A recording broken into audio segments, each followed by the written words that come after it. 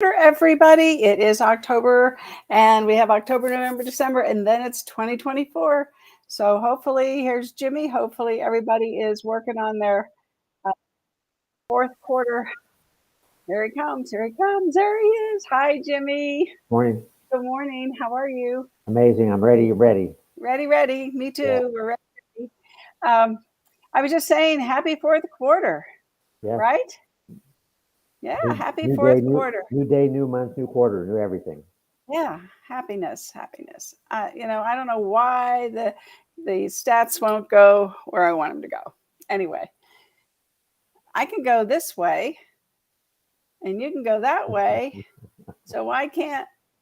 Oh my gosh. Oh, don't touch anything. It did it. All right, just easy for people to see. Jimmy, we have 5,006 homes on the market right now, which is 62 days of inventory, basically 2 months. And I have to tell you, all the stats now are effective as of September 30th, so that we can get September out of the way. But I mean, the really good news is that we were selling 81 homes a day in September, and that's compared to 88 homes a day last year. What do you think of that? Isn't that awesome? Well, it's the reason we sold 88 last year is that's when rates started ratcheting up, and so it slowed things down. So 81 is still a respectable number. That's 2,400 a month. That's not bad. No, that's fantastic. And the $1 million homes still selling four a day, closing $4 million plus homes a day. I think that's amazing. The and the other amazing thing is that our median price is hanging in there at 450,000, and that accounts for 32% of our inventory, which is pretty good. Lots of choices. Yep. Lots of choices for people. And year to date, we're 23,990 homes, which averages out to 89 homes a day. And we'll see what happens, toward the end of the year. Sometimes it gets a little busy, and sometimes December is not so busy. So it's always a mystery to me. So we shall see. The investors are still buying 22 homes a day. I mean, we have a great market. I say it all the time because I just want everybody to understand what a wonderful town we live in, great market we have, and we should be grateful, basically. And let's see, what else can I show you today here? Where did it go? So this was, please. We'll do it this way. Jimmy, I think you need to wipe your camera lens off. Okay. Oh, do you have a hanky? Yeah. Because it's a little blurry. So anyway, everybody, that's just a word to the wise. I know I've done some live videos sometimes and on my phone, and it's like, that's better. And it's like, oh my gosh, what happened to my camera? But it was dirty. It was out of focus almost. Anyway, across the country, the showings are up for 2023, which I think is really cool. There's people out there that still want to buy, regardless of what people are saying. People still want to buy. And the showing time index is a measure of buyers touring homes. And it already shows there actually a lot more activity, than the norm. So people are looking. That means pent-up buyers. Right. Right. Yeah. I agree. That's a significant statistic. Yeah, I love that. And we're putting that into the group. And also, there's a link. This also means that people will look at more houses before they pull the trigger. So if a seller in the past might have had 6 showings and to get an offer, now it might take 9 or 10 showings. So we need to make sure this gets, translated to the seller in a way that, look, if you have 8 showings, you don't have an offer. Buyers are more cautious. They're looking at more houses before they're pulling the trigger. Well, you're so perceptive. I wouldn't have thought of that. Have you looked at the new homes report recently? I have somebody that's supposed to be working on a report for me for that, but I haven't seen the report yet. So no, I haven't. No, not yet. Yeah. Well, I'm sure they're still selling, especially because the builders are offering the interest rate incentives and also incentives for upgrades. it's a great market for that. And so in addition to the 81 homes we're selling a day, normally they sell 800 a month, right? Yes, yes, Yeah. between 20 and 25 a day, yeah, which is be 6 to 800, yeah. So what does, when you add that to 81 per day, what are we doing, 100 a day? Yep. And I'm shocked builders are offering incentives right now because they don't have enough coming out of the ground to replace what they're selling. They're going to run out of houses. I can't believe they're offering incentives. I can't believe they're telling people this is the deal, take it or leave it, but they're not. Well, they're making hay while the sun shines, I guess. I guess, or closing out their books. Maybe they're figuring by the end of the year they need to have the stuff closed out. I'm not sure. I don't know either, and I haven't. And again, I haven't looked at the housing report from home builders to see what the building permits are. Normally, I watch that, but I was supposed to get it last week. I have to look and see if I got it, because he always tells us, how many building permits, which predicts, the activity of the builders in the future. Right. Yeah. Anyway, I thought that was very interesting. And then Keeping Current Matters put this buyer's purchasing power, and they did it for the 290 to 210, basically the 200,000 range, to show people what they can buy a condo or a townhome, and in some cases a house. We have some houses on the market that are under 300,000, not many, but there's still some. So anyway, I thought that was interesting as the interest rates, move around. I will say that last week, if I get my stats right here, see, I think I wrote it down. We had the highest interest rate since 2000 last week. It went up to 2.6. That was the highest interest rate since 2000. And now it went, pardon me? 7.6. What did I say? 2.6. Yeah, 7.6. Thanks for correcting me. And now it's down to 7.44. So it's gone down a little bit.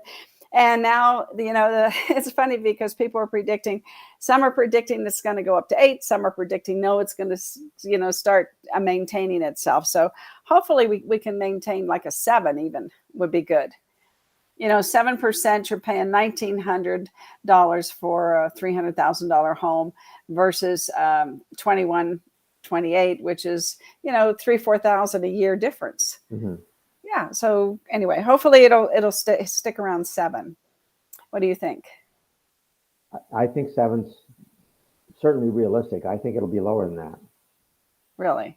Yeah, I think by the end of the year we'll be at 6.5. By the end of this year? Yeah. Oh, why do you think that? I know you must have heard it somewhere. No, just because of unemployment and employment, and inflation has basically pretty much stopped and gone away. And that was one of the things they said they're trying to cool inflation. And obviously people are willing to borrow money at 7.5%, but there's going to be less and less borrowers in the market, and lenders have to make loans or they go broke. So they're going to be doing things to attract borrowers, and the only way you're going to attract more borrowers than what we have right now is to lower the rates. Yeah, they're thinking that 2024 we might have a recession, but they don't think it's going to affect the housing industry. Not quite sure how that works, because another economist said that we have increased our charge cards. They're at record highs. Like somebody else is going to, send us another $1 trillion in checks from the government, but I don't think that's going to happen. Right. Anyway, this is the median price chart for Clark County, which September, right now it's 451. It'll probably, once they massage the day, it'll probably end up at 450, but 451 is fine. I mean, we're maintaining. And so we were at 427 in January, and then we slowly went up, and then we peaked in July, and now we're kind of hanging in there at 450, which I think that's good. I don't like it when it gets too much higher, because then we can't afford to buy houses, at least with our household income here in the Valley. Well, I think the most significant statistic is 81 a day. If we're closing 81 a day, and then another 20 or so brand new homes. There's 100 families a day that are buying a house. 100 a day. That's 3,000 a month. You just got to get your share of that, 3,000 a month, and you got to be out there to get it. Yes. You have to be out there to get it. That's the secret. let me put this down for a second. I listen to Brian Lazine in the mornings at 6:30, and he was saying today that Redfin has left the National Association of Realtors. Wow, that's a big deal. Big deal. And there's two reasons. The culture, Redfin actually removed themselves from the board of directors in June, and now they're completely out of, they've completely left the board of realtors in NAR, and they're leaving the MLSs in many cities. They are very upset about the NAR not addressing the fact that we're going to have to, whoops. Oh, okay. Hi, Colette. Anyway. I don't know which computer has Word or and they don't seem to have it. So Jimmy, this is really important. So, because this is coming up, this is the October, and the Department of Justice, is supposed to make their ruling or finalize the case. I don't know really enough about the law to know what they're going to do, but what Redfin is upset about is that we have to put what the buyer has to pay on listings. What the buyer has to pay, not what the seller is paying for the buyer agent, but what the buyer's agent is offering. Well, that's the same thing as telling me that the seller, you have to pay the buyer's agent. Now you're telling me I have to put in the listing what the buyer's agent has to pay? What the buyer has to pay the buyer's agent? That's between the buyer and the buyer's agent. If the buyer's agent says, probably why Redfin's upset. I'm sure there's more details to follow because that was just announced this morning. Well, let's just get the government involved and they'll straighten everything out. Jeez. I don't know. It's still a big concern for me, and it's a big concern for brokerages around the country. Well, that's a huge statement for Redfin to leave. That's a huge statement. Yes, and they paid NAR $13 million since they joined in 2017. I mean, that's got to be a big chunk of change. Mm-hmm. Yeah. And Zillow is what they're saying too. This is rumor. It's not, this is hearsay, but that Zillow is poisoning themselves to do the same thing. Wow. Anyway, that they can still have a website and they can still have an IDX feed even if they're not a member of NAR. That's right. I forgot about that. Yeah. I know. I thought, why would they do that? Because I went on Redfin today because I'm going to show something on artificial intelligence, and I used Redfin because I like when I show you the video, I'll tell everybody why I like it better than Zillow actually when it displays. But I'm thinking, oh my goodness, are we not going to have Redfin anymore? And then I thought, yes, we are, because they can have a feed. Yeah. Yeah. So that's a big deal. That's a big deal. And I know that Jimmy, unconfused me a little bit. So we had an agent call last week on one of our buyer's agent call that wanted to submit an offer on a home that he didn't show the buyer, but another agent showed the buyer. Okay. So let me get this straight. The buyer's agent that showed the buyer was a Redfin. But then the buyer had already had another agent. So the buyer submitted an offer from the other agent, not the Redfin agent.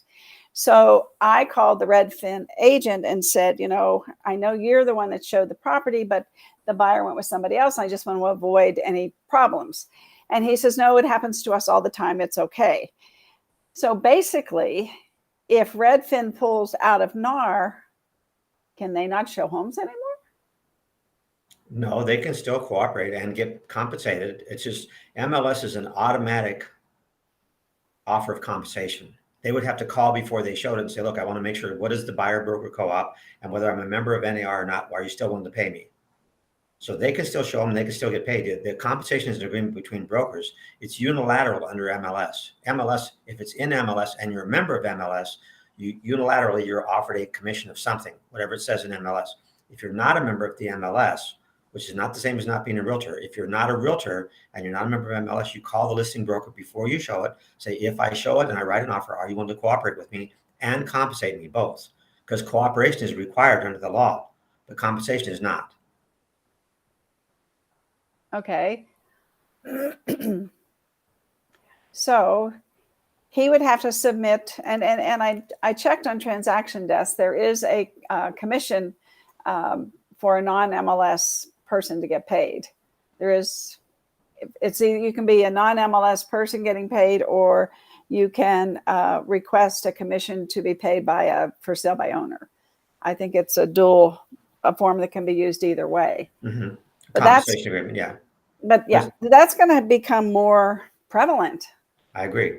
We're going to be more careful about, if I pick up a buyer, they tell me what they want to go see. I send something out to the listing agents and say, listen, I have a buyer. I haven't showed your property yet. Yours is one of the ones that I'm considering showing them. Are you willing to compensate me if I bring an offer? And this is the reason I was here this morning, is I wrote a letter of intent for a buyer on a commercial property. I don't know if the listing agent is offering any compensation to the cooperating agent. I sent him an email to find out. And if he's not, the buyer has to pay me, or I can't get involved in the transaction because I have liability. Exactly. Yeah. So going back to Redfin for just a minute. So Redfin's not going to be a brokerage anymore? No, it'll still be a brokerage, just a non-MLS brokerage. There's this commercial guy that he's a brokerage. He's not in MLS. He does commercial only. They're not in the Realtor Association. They're a non-Realtor Association. I mean, I wonder if D.R. Horton and KB Home, those are real estate companies, and they have a brokerage arm of them. They may or may not be members of the NAR or the local Las Vegas Realtor Association, but they're still a brokerage. But what about listings? They're going to have to do, so Redfin's website is that the only place where the listings are going to be if their agents aren't MLS like you agents? said, you can be a non-realtor and still participate in the system if you're willing to pay the dues. The fact that you're a non-realtor, you're saying, look, I don't want to abide by a code of ethics when the leadership's not even abiding by it. Forget this code of ethics. I'm still going to be a licensed agent. I'm still going to be a member of MLS, because you have to offer them membership in MLS. Otherwise, it's antitrust fair trade violation. You have to let them be a member, and their listings will still go in there. They're just not a realtor. If you have an ethics complaint against them, it would go to the courts, not the Realtor Association. So the non-MLS can do listings in the MLS. The non-realtors can do listings in MLS. And you don't have to be a realtor to put stuff in MLS. You have to pay your MLS dues. And if they decide to drop as realtors, that doesn't mean they're going to drop MLS. Okay. They're two different companies. So that's why they were saying that in certain cities, they are going to opt out of the MLS as well. That's a bigger notice than even just dropping their realtor status. Because that means they're going to have their own portal, and people are going to have to go to Redfin to find Redfin listings. They won't be able to find them on Zillow or all the other aggregators that are out there. They won't show up there. Unless Redfin agrees to allow Zillow to aggregate their listings, which is what it sounds to me like is going to happen. They're going to put their listings on their website and then sign agreements with other marketers to say, look, if you want to display my listings, just make sure it says Redfin on there. But they won't be in realtor.com. That's right. That's correct. But they could still be at remax.com. Yes, they could. Oh, Lord. Things are going to get a little bit convoluted or complicated. Yep. We've had it easy for too long, I guess. They got to screw it up now. No, yeah. And well, I just hope the DOJ and NAR announce what the heck they're going to do so everybody knows, because we've got to think about some strategies if that's going to happen. Right. Well, we've been moving towards a strategy of buyer broker for at least a year now. We've had classes on it. We've talked about it in meetings. You've talked about it on your show numerous times. You've got to get the skills to get a buyer broker agreement signed by the buyer when you meet with them. Here's the value package I offer. This is what it costs. Do you want it? And I think it's even going to be more and more important for agents to have an email newsletter that they send out regularly with good information. They're going to have a YouTube channel because it's a second largest search engine. They're going to have a Google business page because Google is a search engine. And they may even need to do some Google ads to be out there, to be, to say, I'm a buyer's agent. I can find you homes, whatever their spiel is, whatever their pitch is. They're going to have to get out and do videos and promote themselves as as an advocate for the buyer, representing them and protecting their interests.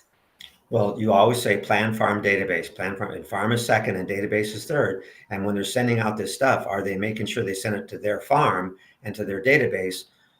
That's more important than Google Ads. Whatever they're doing on video, they've got to send it to their farm and their database so those people know when they're ready. They're not looking for an agent on Zillow or Redfin or Realtor.com. They already have an agent. Yes. And of course, then they always have the opportunity to sell the home as well. But I mean, there's going to be buyers out there, and I'm just concerned as I've been for a couple of years, where those buyers are going to go. Are they going to be smart enough to go directly to the selling agent, knowing then they don't have to pay a buyer's agent and not care about representation? I don't know. What do you think? I don't think so. I mean, we know the contract it's 10 pages, and that's without the SRPD.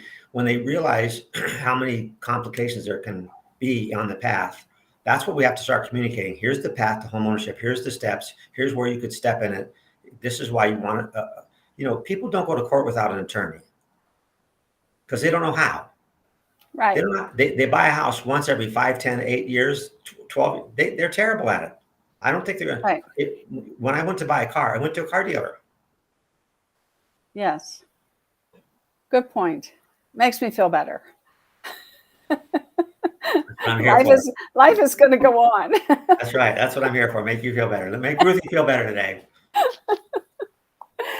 Well, let's segue a little bit to artificial intelligence. Okay.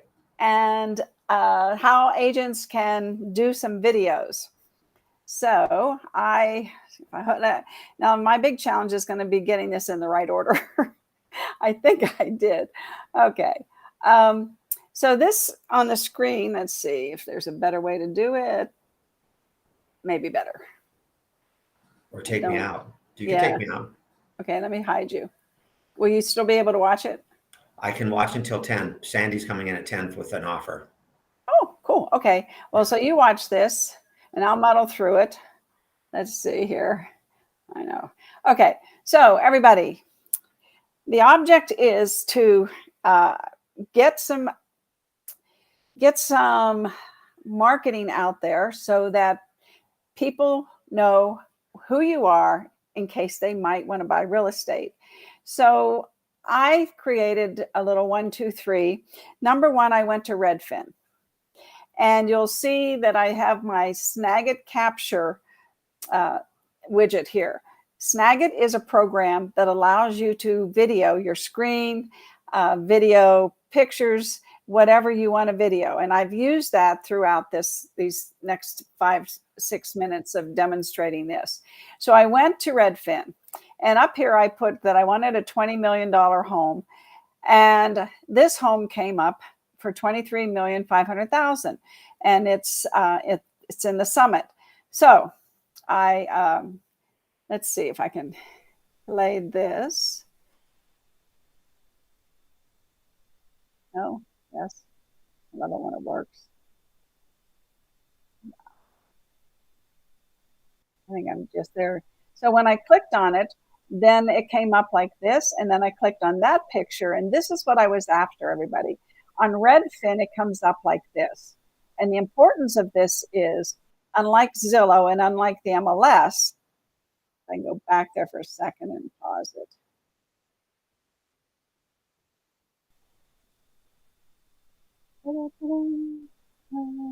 Clicked on it. Okay, so pause. won't do it. Of course I won't, right, Jimmy? Oh, yeah, yeah, okay. Well, I'll just hide that. So what I did is I went there and I wanted, unlike Zillow and unlike the MLS, it has the big picture and then the little pictures on the side. So then let's go here to where it shows it. Okay, so this is what I was after. And let me see if this will play a little bit. So when I click on a picture, it comes up in the showcase. So I can use Snagit to video me doing this, which I did and which I'm going to show you. And I'm just showing you what I think is the better way to do these types of videos. And this is a $23 million home. And people love pictures of $1 million homes. And so it's a good way to get attention. And you can't tell people what you want without getting their attention. I say that all the time. I even have Rocky saying it in a little pet talking video. I think so much of it. So anyway, we did that. Then Jimmy, then I went to the MLS and I copied what the description was in the MLS. Okay. And so I said to ChatGPT, this is the pro version, ChatGPT 4. I said, create a more exciting description of this $23,500,000 home in Las Vegas. And then I pasted it and go through, come on. I just pasted it. There it goes. ChatGPT's thinking. And then it comes up with its own version of what that description was. That's a little bit more exciting. So I thought, okay, and I read it and I thought, okay, this is good. I like it. And so I got all that. It really does a great job. And I asked it, then I went back and I said, I don't want this to be more than 3 minutes if I'm speaking. And it did that as well. So that was pretty cool. Then what did I do? I went to Veed. Okay, so here's the secret sauce. So now I have a video and I have some text. So I can go to this AI tool called veed.io. And I will tell you that Kane and I have been using this even before ChatGPT came out. And the reason why we liked it is because we used to buy those animated videos and then we wanted to put a voiceover over them. And this would allow us to paste text and it would create a voice way back, way before ChatGPT was even born or launched, I should say. I'm sure it was born a long time ago. Anyway, here we go. So first thing, if you'll notice up here, you can upload a file. And what did I do? I uploaded that video that I snagged. Okay, I snagged the video. I went through and did the pictures and snagged the video. And then it will also let you do audio. So I think I have to play this to get there. Okay, we're going to do a quick tour through here. This is where you upload your video file, and that's how this video file got here, which eventually got into the video track. It happens simultaneously. Then for your audio, whoops, I'm sorry, back to media. Go back here. Text to speech. So this is where I pasted what ChatGPT did. Okay, and there it is in there. Now, I'm going to try to use the audio here. I'm going to try something different. So now I've got everything here. I've got the video and I've got this. Now this down here hasn't happened yet, okay, because it won't happen until I hit generate. So I'm going to turn my microphone off and I'm going to play around with the different voices quickly and try to make this short.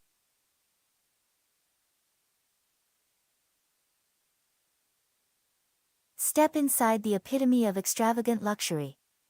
4.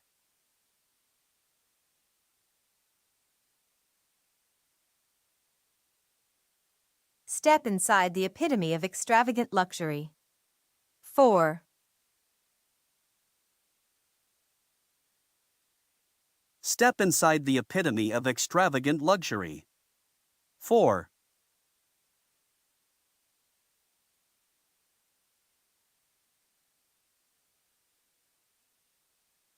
Step inside the epitome of extravagant luxury. 4.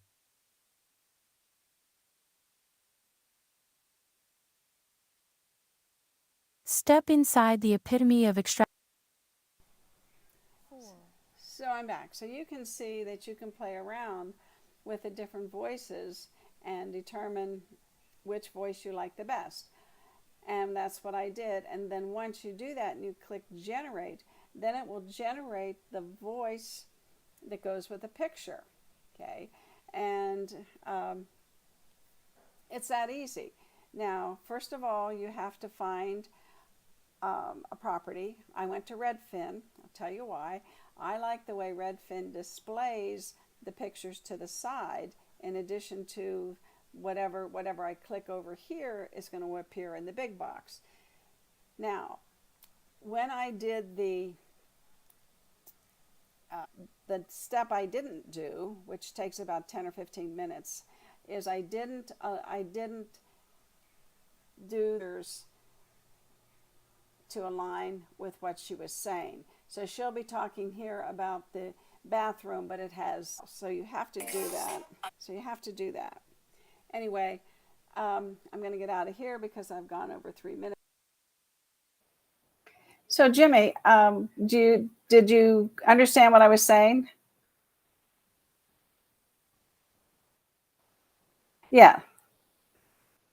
Yeah. And yeah, you can do a different accent, but it's so easy. You just go upload your file and then you paste in your description and it reads it.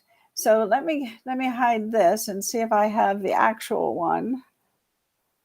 And let's see here.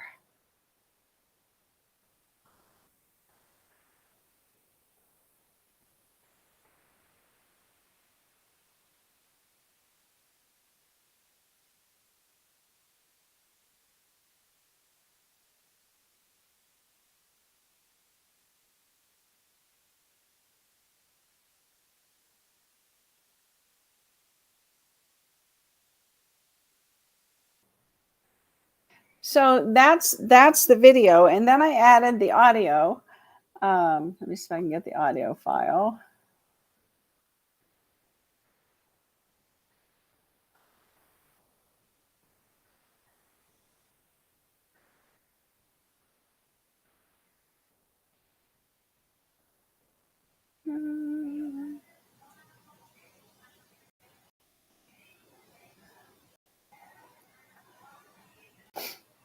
Patience.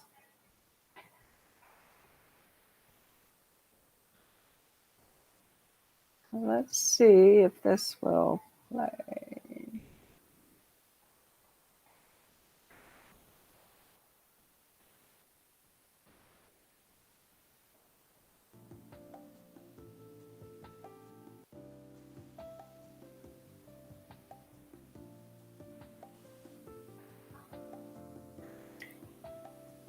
So this is the first one I did, and this is the one that I just did music, and I used the LVR, which is the one I'm not happy with. And the question I have for you, Jimmy, is, let me see where you went here.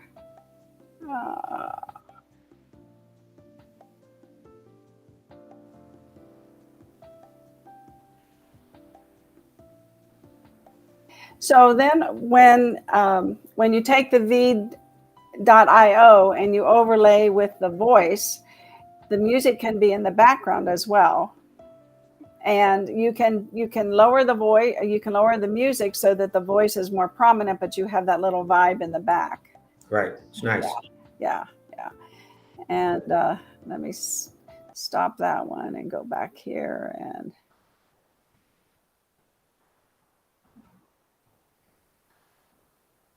the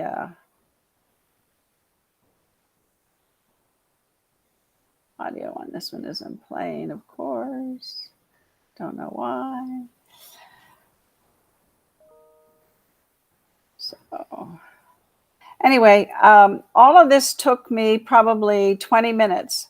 And the one thing that I didn't do that I recommend that people do is, let me hide these, this one for a second. Right. The one thing that I recommend that people do is that when they do the description, which becomes the audio, that they correspond the pictures with the audio. And that was always my biggest critique of people who do the Zillow. You see the pictures and the person's reading the script, but it doesn't correspond with the layout of the pictures. Right. So if this took me 20 minutes, it probably would have taken me another 10 or 15 minutes to totally complete it. So for 35 minutes of my time, I can create this video that I can put on, and it's evergreen. I mean, this can go on. You can show these $1 million homes if you take this as a strategy to get attention. And you can put it across all the different platforms, TikTok, Shorts, Reels, whatever you want to do. And again, it's evergreen, and people love pictures of beautiful homes. For so sure. I think it's a great strategy. And I'm going to let's see if I can find the final version. I looked before, but I didn't see it. Let's see if I can find it. So do you think this is too difficult for people to do? Not if they're committed to doing it. I mean, did you see Crystal's new video? She just got it done like yesterday or the day before. No, I did not. I think she sent it to me. I opened my email this morning, but I was working on that letter of intent, so I didn't get it finished. So I don't know if she sent it to me or just texted me that she's got it done. But she's doing this strategy. So she's new to our office. We'll see how long it takes her to generate some business from it. Yeah. You just the secret to social media, as with most things for success, is consistency. She got 87 likes in one day. That's huge. So yeah. That's huge. And like on my YouTube channel, you can put like all the $1 million homes all in a line there, which I have done that. I haven't really done these videos for a couple months now, but I played around with the Veed yesterday, and I figured out I'm going to start doing it again and getting proficient, because I think I can get it down to a 15-minute thing. Yeah, I think that, and again, the biggest challenge is showing the pictures in order of what the voice is talking about. Right. And once you get that down, it's a 15-minute job. Do you know what a videographer costs? No. $100 an hour. And there's plenty of work for them. I know you interviewed somebody and he said he was too busy to help you. Yeah. But he did. And he told me it was $100 an hour. And I said, that's the going rate. He says, well, some people are higher. I guess it depends on what you want them to do. Yeah. But with this program, it makes it very easy. And I just wanted to, show people what it can do. And I'm disappointed that I don't have the audio to it, but I'll put that in the group. And the other thing about the group, everybody, is if you, in the discussion at the top, you can subscribe to an email that will send you everything that we do. So if all the slides, all the stats, you will get everything, and you will be able to use it across, the social media and in your emails. And Jimmy, I do this, right? Mm-hmm. And you had tried to print it and you were having issues. Right. So I resized it, and I want you maybe today, if you have time, I know you're busy, if you can go to I'm going to upload it after the show, and go to the group and see if the resizing helps, because you had a challenge. Your computer, for some reason, printed it differently. Kane did some magic and had it print good for him. But, if other people are having that challenge, I want to make sure that we fix it. Well, there was a setting in the print, in my print side on my machine, that said to change it to format or justify or something like that. So there wasn't, and Kane knew where that setting was. So when he did that on my computer, when I went to print, it came out correctly. If I just tried to print the screen, it came out off. But if I changed my printer setting, it came out correctly. Wow. So, good. That's good. You have an exciting month coming up, Jimmy. I don't know when you're going to come up for air. You have so much going on. Do you want to briefly tell everybody so they... Well, I think that the thing that I'm the most excited about is we have 4 sessions with Chris Voss on the masterclass on negotiating, and they're about an hour and a half to 2 hours. We'll watch a video. We'll do some role play. We'll watch another video, do a little bit more practice and skill building. It's really all about skill building for negotiation. There's 4 of those this month on the calendar. and there's a couple of boot camps and a couple of sales meetings. So yeah, there's a lot going on this month, and all of them are designed to help you get out in front of more people. That's really, right now, we need to be in front of more people, and say the right things. Yes. At the right time. Yeah. And know when to be quiet. The hardest one. You had to get the hardest one. Right. That's true. That's true. I mean, I always tell the story about when I went to pitch AT&T on a class, and they were going to pay us $250,000 for this particular class to teach their salespeople how to sell computers, because they were going to get in that business as well way back then in the 80s. And so Jimmy Clay was the head of the AT&T decision-making board at that time. And so me and Patrick show up. We do our presentation. We tell him how much it's going to cost. And Jimmy goes, oh, my God. He was so funny. He was animated. Oh, my God. I could never sell that to whoever he had to sell it to, to his higher up. And I said, okay, closed our briefcases, and we walked out. And we got in the elevator, and guess who met us downstairs? Jimmy Clay. Jimmy Clay. He says, we'll do it. So I know it works. Yeah. I don't know if that's why it worked, but it worked. Well, he gave you a classic flinch. Oh my God, we could never. That's called a flinch. He gave a classic flinch, but then he had to chase you down because it wasn't true. Well, you're the best, and we all look forward to that. And who's that going to be available to? You can invite anybody you want, Ruthie. You're in charge. If you want to invite just our agents, that's fine. If you want to invite outside agents, I don't care. The more people that are there to skill build with, the better the skill building works. So it's up to you. Well, and you and I are very much about that. Yep, we're on the calendar. Whoever you want to invite is fine. Okay. All righty. And what's your schedule today? I'm in the office today. Oh, good. I probably will go out for a little bit at lunchtime and do a workout, because I didn't get my workout this morning yet, or not all of it. But then I'm going to see our Eastern location at 4. So I'll probably leave here at 3:30. So. Okay. Well, yeah. I'll catch you. Okay. Right. Okay.